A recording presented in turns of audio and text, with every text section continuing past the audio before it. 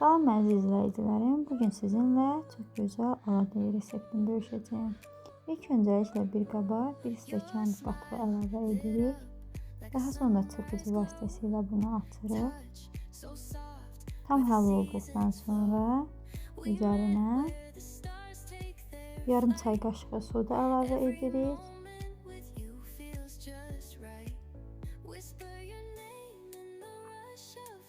Və bunu da yaxşıca qarışdırırıq və biz görürük ki, yavaş-yavaş məhlul qatığla həll olur və köpüklüklər əmələ gəlir.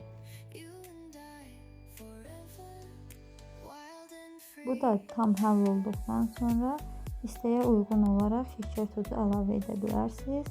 Mən bura 3 yemək qaşığı şəkər tozu əlavə etdim. Əgər siz daha şirin xoşlayırsınızsa bunu 4 və ya 5 və az şəkərli xoşlayırsınızsa 1 və ya 2 qaşıq əlavə edə bilərsiniz.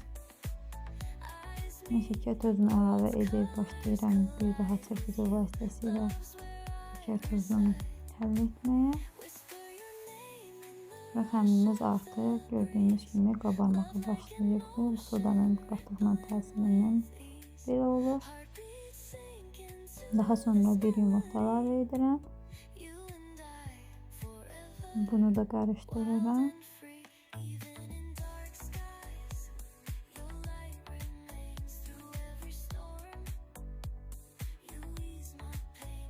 Bu da tam həll olduqdan sonra üzərinə 1 stəkan un əlavə edirəm. Amma ki unu bir dəfəlik əlavə etmirsiniz, hissə-hissə əlavə edirsiniz. Ola bilər ki sizin yumurtanızdan asılı olaraq bu resept 1 stəkan və yaxud ondan az və yaxud biraz çox da apara bilər. Xəmirinizin vəziyyətindən özünüz onu başa düşəcəksiniz, axışqanlığından.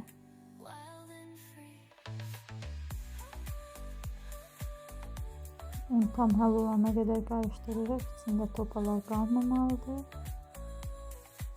Və məndə belə axışqanlığı bu həddə olan bir xəmir alındı. Əvvəlcədən qızdırdığımız tavaya biraz duru yağ əlavə edirik. Tam istiləndikdən sonra və xəmirimizi tam qızmış yağa əlavə edirik. Amma burada da nəzarətdə saxlayın. Tavanın altı istiliyi çox isti olmasın. Biraz vamda pişməlidir. Bir üzü tam qızardıqdan sonra digər üzünü çeviririk.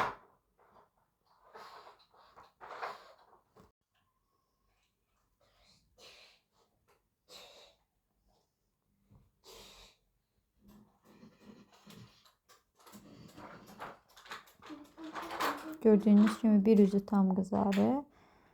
Keçid edirik digər üzünü qızartmağa. Və hazırdır. Bu da bizim aladyalarımız. Mən skutyonka ilə servis etdim. Siz istəsəz mürəbbə ilə də servis edə bilərsiniz. Hər birinizə nuş olsun.